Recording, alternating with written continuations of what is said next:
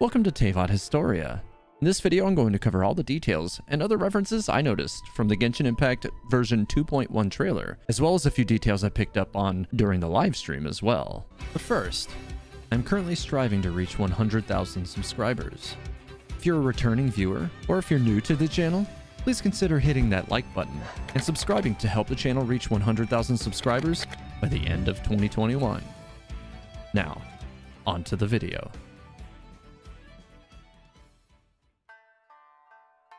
To start the video off, one of the interesting plot points for the upcoming questline, Omnipresence Over Mortals, was revealed that some of the soldiers involved with the Civil War are described as showing signs of accelerated aging. This has several potential implications for where they might be going with the story. Perhaps the Shogun's pursuit of eternity is drawing life force away from the people of Inazuma unintentionally, or could have something to do with the Fatui's involvement. For now, we can really only speculate, but we can probably expect this to be a major plot point for the upcoming Archon questline. Speaking of the Fatui, it is revealed that the Tenryu Commission is colluding with the Fatui. This isn't particularly surprising, however, given that during the Immovable God in the Eternal Euthymia questline, we were told that an arrogant woman was seen speaking with the head of the Kanjo Commission's Hiragi Shinsuke to keep the traveler trapped on the island of Rito.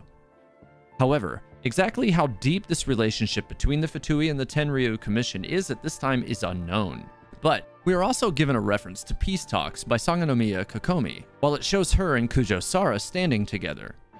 This may be a misdirection, visually making us think that the peace talks are between the resistance and the Shogun's forces, but they could be between the Tenryu Commission and the Fatui just as easily, who might be promising to help the Shogun's goals in order to slowly erode her defenses before taking her gnosis, since a direct confrontation would likely go poorly for them. Keeping with the topic of the Fatui for now, Signora was revealed as having a pyro form as a counterstance to the cryo we've seen from her in the past. We see her pyro form break out of sort of an icy cocoon, which is to draw further parallel to her being representative of the constellation of the Moth from the 11 Fatui Harbingers. When she breaks free, we see her in all her mothy pyro glory, and it's easy to be absorbed in this moment, missing what's in the background. If you look closely, you can see that the Shogun is standing in the background, as if Signora is stopping our protagonist from reaching Ball directly. Signora makes mention that the traveler seems to be following her around wherever she goes like a shadow, but we know that's not really the case, so either Signora is either truly arrogant, believing this statement to be factual, rather than by happenstance, or she may be putting on a facade of some kind, in order to further villainize the traveler in the eyes of the Shogun. This would additionally lend support to the idea of peace talks between the Fatui and the Tenryu Commission, and possibly explain why Sara finds herself with Kokomi later, as while she is loyal to the Shogun, she's already proven that she will depart from the Shogun's directive if she feels like it's the honorable thing to do. In this scene, while Aether is fighting the Shogun, Yae Miko appears to project herself into the Shogun's domain, or possibly just into Aether's mind. In either event, she's likely invisible to the Shogun in this moment, as we see no sign of Yae Miko in the scenes before, which would indicate that she has a physical presence within the space. Lady Yae states that the traveler's ambition alone is not enough to shake A's will. A corresponds to the Japanese kanji character, which is pronounced as A and means eternity, which I'll put links to in the description of this video. Seeing as Japanese is not actually a language which exists in Teyvat, this means that it's likely another name for Ball, chosen as an Easter egg by MiHoYo for its meaning. Towards the end of the trailer, we see Scaramouche taunting Aether, as some sort of gas attack or dark power causes our protagonist to lose consciousness. I feel this is likely to lead into why Yae Miko is attempting to help the traveler regain consciousness at the beginning of the trailer. Unless this particular questline is just full of the traveler getting his ass handed to him, which, given how things have been going so far, is distinctly possible.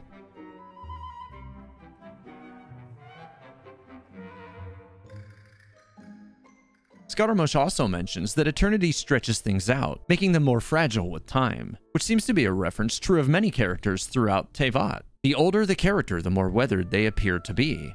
This includes characters such as Zhongli, Xiao, Ganyu, Venti, and certainly Ball as well.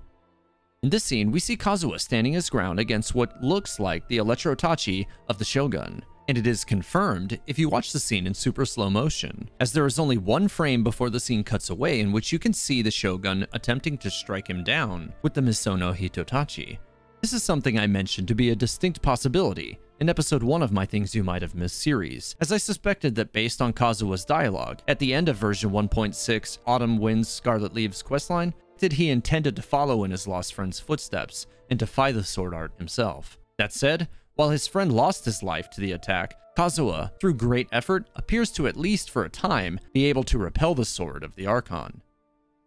Another interesting aspect of the scenes which involve Kazuha is the quick cutaway of the dead vision of his friend. Again, if you watch slowly here, you can see that the vision ever so slightly begins to turn purple compared to the very gray state at the start of the scene, suggesting Kazuha will indeed find a way of restoring power to his friend's vision. But does this mean that Kazuha will have 2 visions at his disposal? We'll have to wait and find out, but honestly, I wouldn't bet on it.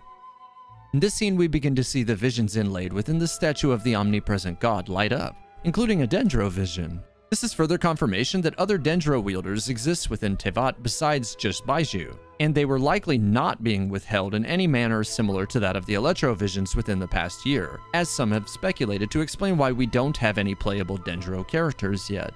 It seems likely that the answer to that question is far simpler and is just because MiHoYo isn't ready to release the Dendro element until Sumeru and its Archon of Wisdom are revealed. Not to mention we would require a host of Dendro-related bosses in order to farm all the materials we would need. Here we're given a shot that is quite different from the others we've seen of the Almighty Shogun. Her domain, the Plane of Euthymia, instead of being red and ominous, seems to have taken on a yellow tone instead. In addition to that, the Shogun is doing something we've never seen her do before now, which is smile. Together with the change in the surroundings, this could indicate the shadow over Baal's flawed principle of eternity has finally been lifted, allowing her to exist as a whole person once again at the end of version 2.1. Now moving on to a few of the interesting details from the livestream, starting with this one. In this screenshot, there was a brief discussion about the Shogun creating the gorge on Yashiori Island. The detail noticed here is Teppei's mention of a thing that the Shogun lost, which was held very dear to her. This is likely a reference to the Shogun's previous Tengu warrior, talked about in the Sangonomiya Chronicles, who was killed during the war with Orobashi no Mikoto of Watatsumi Island. And this is what led to the swift reaction of killing the deity of Sangonomiya. In this screenshot of the Shogun, Baal mentions that the Traveler is foolhardy for making a second visit to her domain. She mentions the Traveler may have been protecting a group of people from which resulted in his second opportunity to square off with her. Here it is likely that when Kazuha challenges the Shogun, our protagonist steps in, preventing his potential death by entering the realm again himself in Kazuha's place. She also mentions that she thinks that Aether may have had the motive of entering for the purpose of speaking with her, which is also likely to be the case. In either event, Baal is perceptive, and the real question is, does this little chat take place before or after he fights her again? The voiceover used during this screenshot, likely from the same scene we saw in the trailer, Scaramouche is taunting our protagonist again, indicating he has quite a bit of confidence in his own powers, much as he did when we saw him back in version 1.2. As he then mentions that the Traveler is getting weak, in a tone indicating that he knows the Traveler has fallen prey to his trap.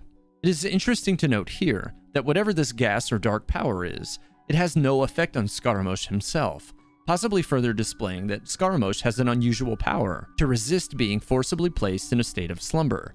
The host of the 2.1 stream did mention that we are going to finally learn the true origins of the 6th of the 11 Fatui Harbingers, which may lend support to the theories suggesting a connection between the pint-sized Harbinger and the Raiden Shogun.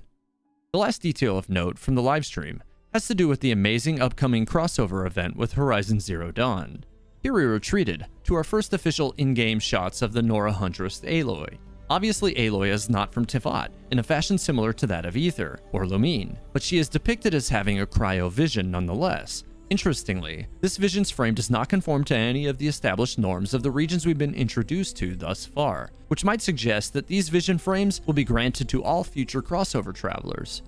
Some of my fellow Horizon Zero Dawn fans out there may have noticed that MiHoYo incorporated a couple familiar Horizon elements into Aloy's animations, such as the roll that she uses during her normal attacks, which is a callback to Aloy's dodge roll animation. The other Easter egg in her animations is from her Elemental Burst, which depicts her throwing a cryo canister and shooting it in midair. This is a callback to the canisters mounted on the machines in Horizon Zero Dawn, which you could target to weaken or cause elemental damage to enemies. And that's it for the details I noticed from the 2.1 version trailer and the live stream program. Did you notice anything I missed? If so, be sure to @ me on Twitter @TayvotH and let me know about it. If you enjoyed the video, leave a like, subscribe, and don't forget to hit the bell icon so that you are notified when my next video goes live. Thanks for watching Tayvot Historia. May the 7 guide you, travelers.